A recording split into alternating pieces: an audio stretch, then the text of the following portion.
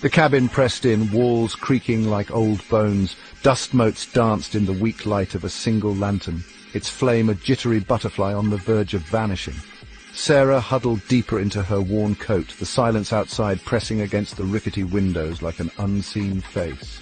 A low growl, barely audible, shivered through the floorboards, raising gooseflesh on her arms. She clutched the old lantern closer, its warmth a meagre comfort. Every rustle of leaves outside, every snap of settling wood sent her heart racing. Shadows stretched and twisted in the corners of the room, fueled by her fear and the dwindling light. She chided herself for being foolish, for letting her imagination run wild, but the darkness held a weight, a presence she couldn't ignore. The air grew heavy, thick with an unseen menace. Sarah's breath hitched in her throat, a silent scream trapped within. She longed for dawn, for the safety of sunlight. But the night stretched before her, an endless expanse of terror. The lantern flickered again, its light dimming, and Sarah felt a surge of primal fear grip her heart. The darkness was closing in. She fumbled for the dented metal lighter, her fingers clumsy with fear.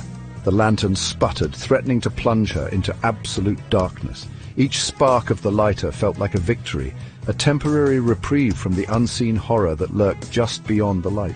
As the flame caught, casting a wavering circle of warmth, she allowed herself a moment of fragile relief. But the shadows remained deeper now, pressing against the edges of the light. They seemed to writhe and coil, as if alive, hungry to consume her. Sarah's hand trembled, casting grotesque shapes on the wall, her own personal horror show. She fought back the panic, clinging to the small flame of the lantern as if it were a lifeline. The only sound was the frantic thump of her own heart.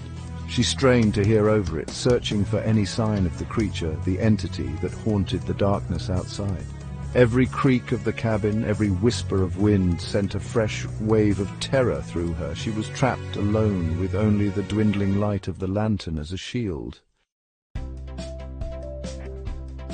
Then silence, an unnatural, suffocating silence that was more terrifying than any sound. The air itself felt charged, crackling with unseen energy. Sarah held her breath, afraid to even move, her eyes darting to every corner of the room. It was in that silence, in the space between heartbeats, that she felt it. A presence, cold, malevolent, watching her from the darkness beyond the light. The lantern flickered again, a wave of darkness washing over her like a physical touch. Panic welled up, choking her. This time the lighter remained stubbornly inert. The flame sputtered, dwindled, and then with a final gasp, died. Darkness consumed her, thick and absolute. She was plunged into a nightmare world of shadows and whispers, her heart pounding against her ribs like a frantic bird. The silence was shattered by a low growl, closer this time, right outside the cabin walls. Something scraped against the wood, slow and deliberate, like claws on a coffin. Terror, raw and primal, seized her. She scrambled back, stumbling in the darkness, her hands searching for a weapon, a shield, anything to hold back the encroaching darkness, but there was nothing. She was utterly alone, at the mercy of whatever lurked outside. Then a faint glimmer caught her eye. A tiny spark, like a distant star, struggled to ignite in the darkness. The last embers of the lantern, clinging desperately to life. It was a beacon, a fragile hope in the overwhelming darkness. With a trembling hand, Sarah reached out, her fingers brushing against the cold metal of the lantern. The spark flickered, strengthened, and then, miraculously, burst into a small but steady flame. Relief washed over her, as fleeting as it was. The light held back the darkness, kept the entity at bay, but for how long? The question hung heavy in the air, unanswered. The entity was still out there, waiting, watching. The light, she realized, wasn't a solution, only a delay. And now the entity knew she was here. The thought sent a chill down her spine, colder than the night air. She was trapped in a deadly game of cat and mouse, the light her only shield.